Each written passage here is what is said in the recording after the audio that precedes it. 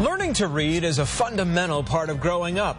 But for visually impaired children, it's not so easy. Yeah, they have to master Braille, which is reading by touch, and it's so complicated. Experts say 90% of blind children never learn to use Braille. But in Forsyth County, some young sighted inventors are hoping they'll be able to change that. The Fox Medical Team's Beth Galvin is here now with their story. This is an exciting development. It really is, Sanae and Tom. These kids call themselves the Braille Boys and Annie, and they've created something called Insta-Braille. It's a system of touch and sound that could be a breakthrough for visually impaired children who long to read.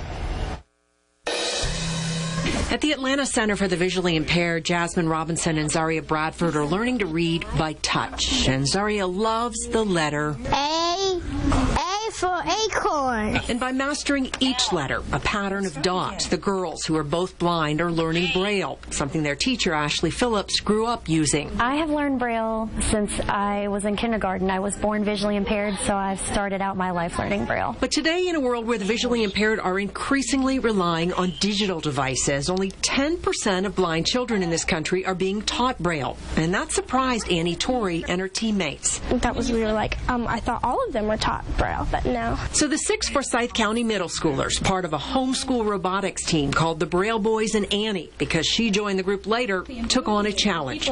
Create a device to help kids learn Braille. And each of the team members was required to go get a children's sound book, take it apart, and see how it worked. And then we researched, well, how can we use that technology to teach Braille? D. And that is how Insta-Braille was born. The Insta-Braille is basically a child's sound book. We remove the pages and we put Braille stickers over on top of the dots. After several starts and stops, the team came up with this. You feel the Braille character, push the button, and then hear the letter it represents. It's kind of a distraction, I guess, from, okay, what's this letter? What's that letter? And it teaches me the easiest way how to do it. I feel kind of excited because I actually did something to help them learn. Numbers. And the team recently competed in the first Lego League, an international competition with prize money that could help them launch Insta-Braille. Ashley Phillips is already using the system with her CBI star students, like Jasmine. He taught me a lot from Braille. That's very exciting. It's thrilling to see this in the hands of children, to see the community actually using it. I just really like helping people and being able to share my experience with others.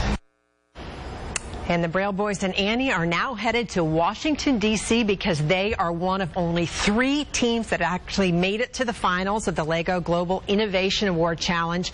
The prize is $20,000, and that money could help them fine-tune Insta-Braille and maybe one day get it on the market. And Sanae and Tom, even if they lose, the 2nd and 3rd place teams walk away with $5,000. So, listen, they are already winners in my book. Yes, they are. What an amazing achievement. And just by putting their heads together, they came up with this. Yeah. Why hasn't anybody thought of this before? I don't know. That's amazing. Yeah. All right. Thanks so much, Beth.